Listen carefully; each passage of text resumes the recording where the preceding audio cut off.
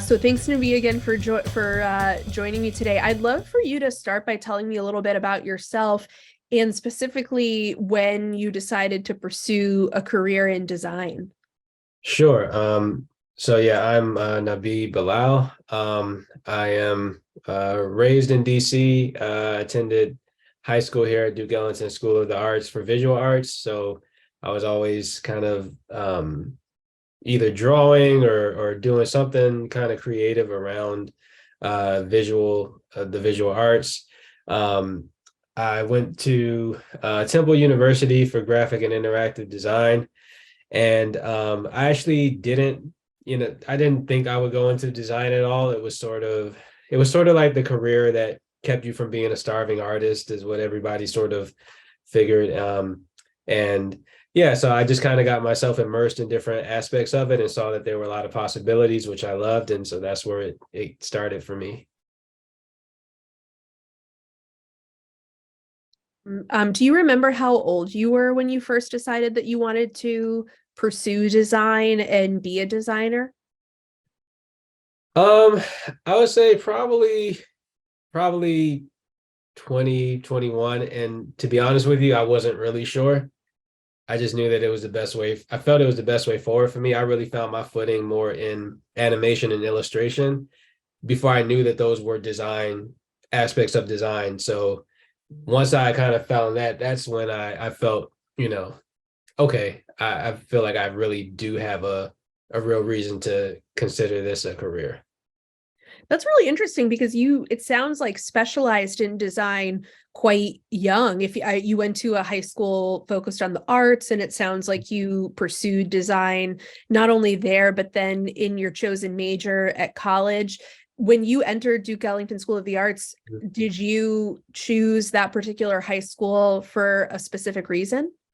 Yeah, so it was an arts magnet high school, everything from the visual arts to the dance arts, theater arts, music arts, instrumental music, um, literary media.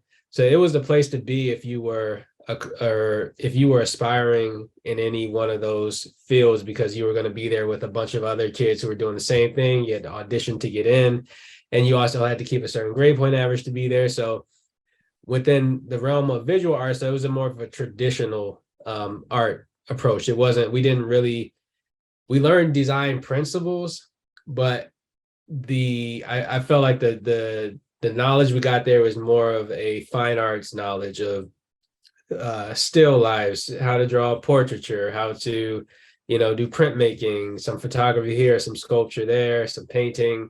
Not the new age stuff that we're sort of like, the stuff I'm doing now would be considered new age for what what I was doing back in that school, but we did learn some basic design principles that I, can draw back on when I sort of feel stuck. That's really interesting. And how did you learn about AIGADC? When did you first hear about the organization?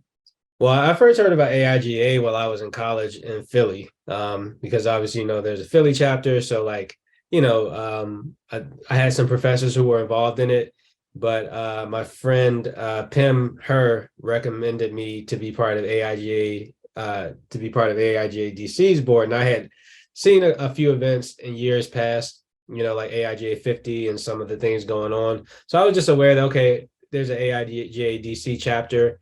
Not really sure all that they do, things like that. But once I got the nomination from Pim to kind of be a part of it, I learned, more of the intricacies of it from there.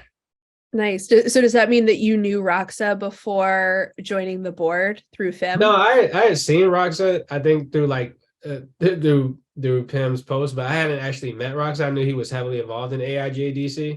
So I only knew Pim, who was his girlfriend. Hmm. Oh, cool. Very nice.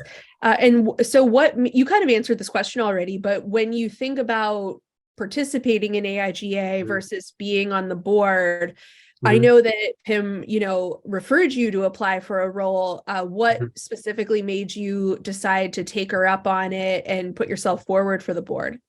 Yeah, so I'm a business owner, studio owner. I own a studio called Creative Junk Food, which does animation, video work, and branding, and murals and design.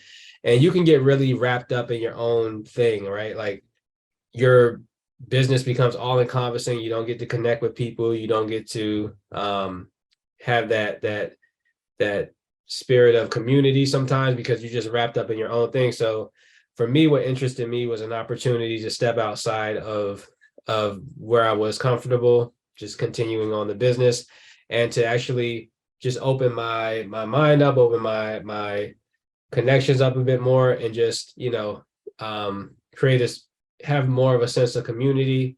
But then also the opportunity to get back and just, to me, after you do something for a while, like a business owner, you want to be able to give back too. So, it's a leadership role. It's different ways of giving back and kind of figuring out how you can maybe introduce new designers to people or introduce people to the design field that may feel like they don't belong, but absolutely do. So for me, I kind of saw myself in that, where design could sometimes feel like an exclusive club, like, and I feel like it's not really that. It's really about, who helps you navigate the different components of it, because it's not all one thing. Design is like a spectrum. Graphic design is a spectrum. So Yep, that's very true.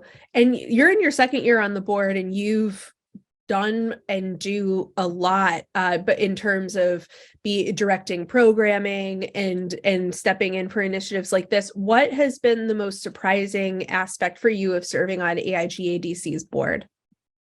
I think just how I would say how involved it is from an infrastructure standpoint. Like, it's one thing to, say you want to do an event and get it out there, but it's another thing to actually go through all the channels to get that event together, to also think about, and now as a programming director stepping into that role, there's inquiries that come in that you have to fill. You have to sort of no longer be focused on your programming, but what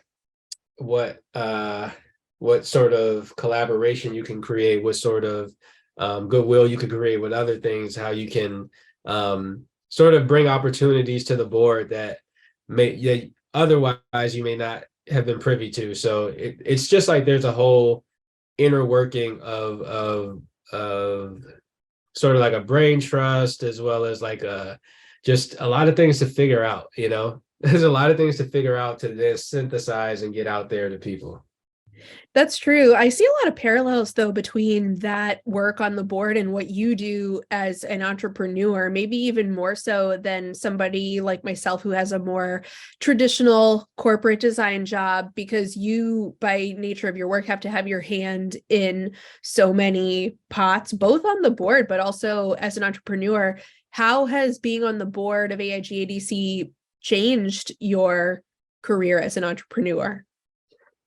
I think it's exposed me to other studios, other creatives and things like that. Like myself and my business partner, we primarily have been working virtual since like 2017. Um, and especially with COVID, it just kind of felt like, yeah, this is great. We're already at home working in our studios. This is cool.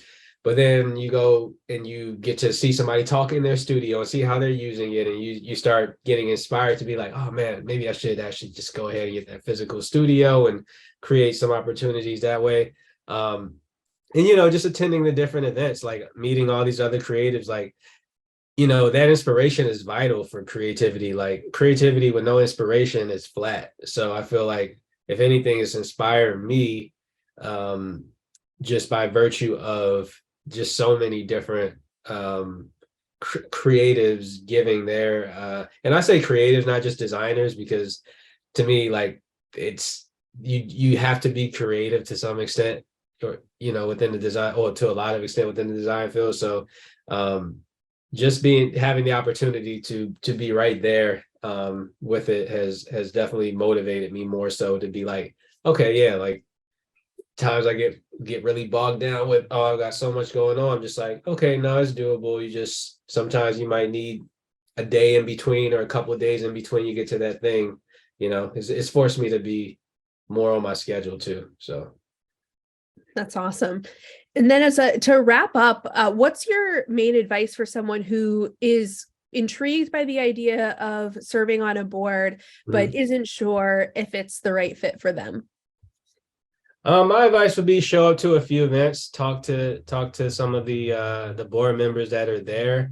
Um, Also, you know, um, if you feel like you're ready to take a position of leadership, this is a good opportunity. Like really challenge yourself, see what you're made of in that regard. It's a good opportunity, and I personally uh say kind of listen to your mind and your body. If you feel a little more pulled into doing something like that, just go see what it's about, see what it can do for you, and then kind of like with anything in life, you adapt to it and you grow within it. Yep. That's awesome. Did you have anything else that you want to add or say in this context of AIGADC board service before we end? Um, no, I mean I think that um it's definitely for people who want to be challenged, it's definitely a challenge to do it.